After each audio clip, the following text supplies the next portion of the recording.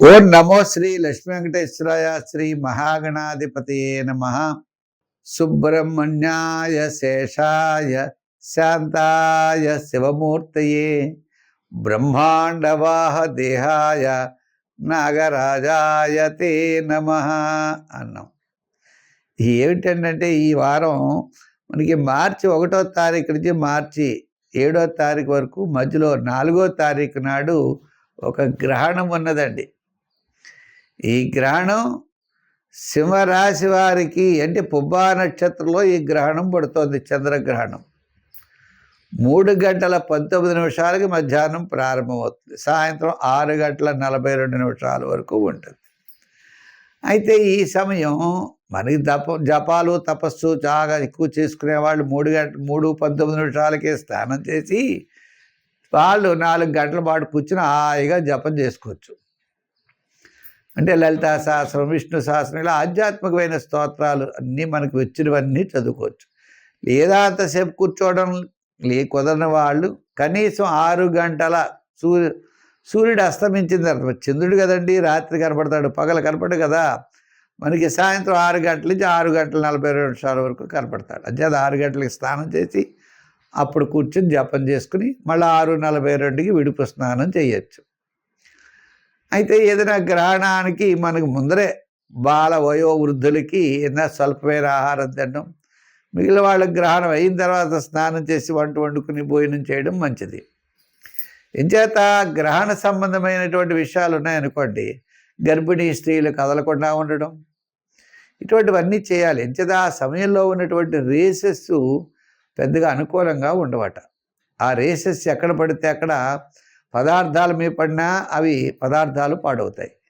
ఇలా వేటి మీద పడినా కూడా వాటి ప్రభావం ఎక్కువగా ఉంటుంది. అయితే ఆ ప్రభావం తగ్గించడానికి మన పూర్వీకులు ఏం చేశారో తెలుసా? చక్కగా మనకి బరిహిస్సు అని ఒకటి పెట్టారు. ఈ బరిహిస్సు ఉన్న చోటకి ఈ రేసెస్ పడవట. సైన్సు మన వాళ్ళు ఏం చేసినా, ఒక పూర్వీకులు ఏది చేసినా మనకు ఉపయోగపడేది ఆరోగ్య సూత్రాలని చేసేవారు. అది చేదస్తం కాదు.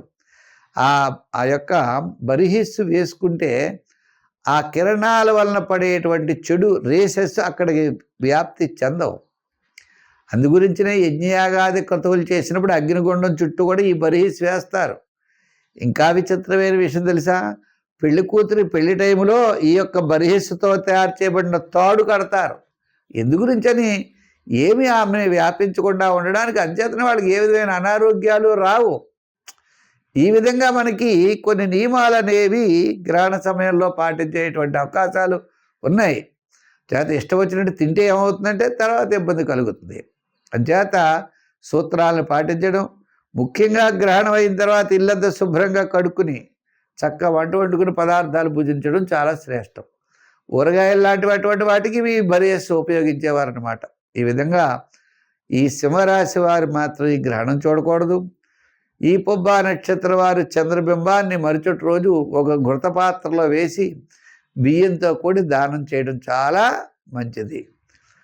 అంచేత మనం కూడా ప్రతి ఒక్కరూ కూడా ఆ సమయాన్ని వినియోగించేసుకుంటూ ఆధ్యాత్మికమైన చింతన ద్వారా చేస్తే, గ్రహణ సమయంలో ఏ జపం చేస్తే అది 1000 రెట్లు ఫలితం ఇస్తుంది అన్నారు. అంచేత నదీ స్నానం చాలా శ్రేష్టమైనది.